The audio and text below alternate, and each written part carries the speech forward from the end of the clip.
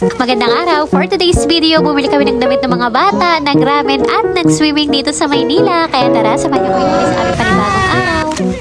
Thank you, Doc! Third day and last day nga pala namin ngayon dito sa Maynila dahil pauwi na rin nga kami mamaya ng Mindoro. Kaya eto, maagang-maaga pa nga lamang ay nag-iaya na nga kami dito sa may swimming pool ng SMDC para makapag-enjoy at makapag-relax man lang. Grabe, sobrang lamig nga ng tubig dito kaya parang ayaw ko tuloy maligo. Kaya eto nga ning anak ko ang talaga namang sobrang nag-enjoy at parang ayaw pa nga ning umalis. Siguro mga 30 minutes nga lamang kami dito tapos ayan, sabi ko sa kanya umahon na nga kami dahil maaga rin nga kaming gagayak at uuwi na rin nga kami ngayon ng Mindoro. Minsan lang kami dito sa Maynila, syempre magpasyal-pasyal naman tayo at lumabas. At syempre bago nga muna ako lumabas eto at maglalagay nga muna ako nitong skin tint ng Skintific. Sobrang nagugustuhan ko nga ngayon gumamit ng mga ganitong klaseng liquid foundation kasi kahit pa paano nga nako-cover niya yung mga chismis ko sa mukha. Ang tawag nga ng iba dito ay skin tint daily filter dahil kahit hindi ka nga marunong mag-makeup kapag ito yung ginamit mo para ka na rin talaga naka-filter. At ayan, tingnan nyo naman yung pinakang half face ko nga lang pala yung nilagyan ko. Ito yung wala tapos yan yung meron pero tingnan nyo ang laki agad ng pagbabago. Petal nga pala yung pinili kong shade at ayan, tingnan nyo naman super easy niya lang talagang i-blend. Parang instant naka-filter ka talaga kapag ito yung gamit mong Skintific. At ito ng aking simple look today kahit hindi ako marunong mag-makeup basta merong skin tint at lipstick, pwede na.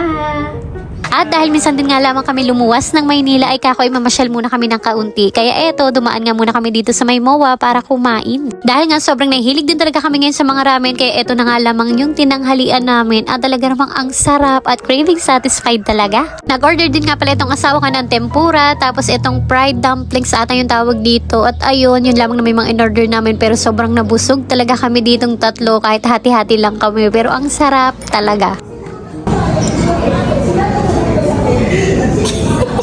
At eto, at pagkatapos nga namin kumain ay bumiyahe na rin nga pala kami papunta ng Batangas. Hapon na rin nga pala itong biyaheng ito, kainitan kaya naman napakaantok talaga nitong biyahe na ito. Tapos eto, nandito na rin nga pala kami sa may barko. At dito naman nga pala kami ngayon sumakay sa may Pascat at grabe, talaga namang nakakadala ng sumakay ng mga barko at talagang ako'y nalulula sa mga oras na yan dahil napakaalon. Yung mga ganito talaga sa biyahe ang kahinaan ko kaya madalang din talaga kami lumuwas ng Maynila. Pero kahit nga lulang-lula at kala talaga yung suka ko dyan ay kahit papano naman ay medyo fresh pa rin tayo din eh. Pagkababa naman namin ng barko ay dumiretso na rin nga pala kami dito sa may Robinson, Calapan para bumili nga ng damit para sa mga bata. Sabi nga nung asawa ko diyan ay bakit nga raw hindi pa ako sa SM bumili ay sabi ko naman sa kanya ay dito nga ako sanay at mas mabilis makapamili kaysa sa SM na ang daming lakarin at ang lawak. Yung panganay nga lamang namin sanang si Ate Gyuning yung bibilhan ko ng white dress para sa kanyang graduation kaso naisipan ko na rin nga palang bilhan itong si Daisha at saka si Tutoy dahil meron nga pala kaming gagawing photoshoot. Grabe, itong tatlong damit na napili ko sa mga bata ay talaga namang kakoy anong pagkakamahal. Kaya sabi ko nga sa asawa ko ay bayain na kakong tayo magtiis muna sa mga luma at ari pa naman yun. Yun nga lamang yung mga binili namin dito tapos ayan dumiretso na rin nga kami pa uwi ng bahay.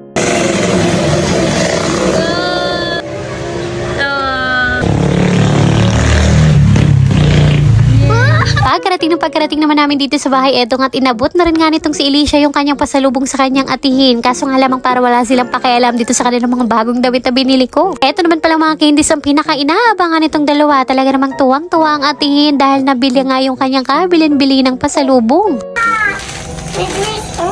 And yun lamang muna nga rin po for today's video. Maraming salamat po sa inyong panonood. God bless.